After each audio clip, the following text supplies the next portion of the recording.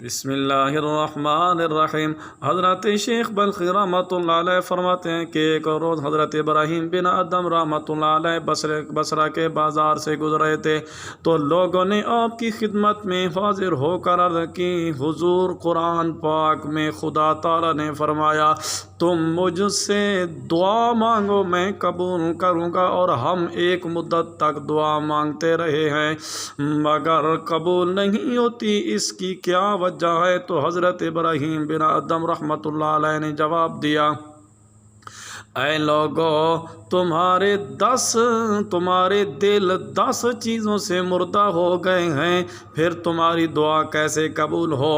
مردہ دلوں کی دعا قبول نہیں تھی، تمہارے دل 10 چیزوں کی وجہ سے مردہ ہو چکے ہیں۔ فرمایا، نمبر 1، تم نے خدا کو پہچانا مگر اس کی تعریف کا حق نہ ادا کیا۔ نمبر 2، تم نے قرآن پڑھا مگر اس پر عمل نہ کیا۔ نمبر 3، تم نے محبت رسول کا دعویٰ کیا مگر ان کی سنت پر عمل نہ کیا۔ نمبر 4، تم نے عداوت شیطان کا دعویٰ کیا مگر اس کی مخالفت نہ کی۔ نمبر 5، تم نے جنت کو چاہا مگر اس تک پہنچنے کے لیے عمل نہ کیا۔ نمبر 6، تم نے جہنم سے پناہ مانگی مگر خود ہی اپنے نفس کو اس میں ڈال دیا۔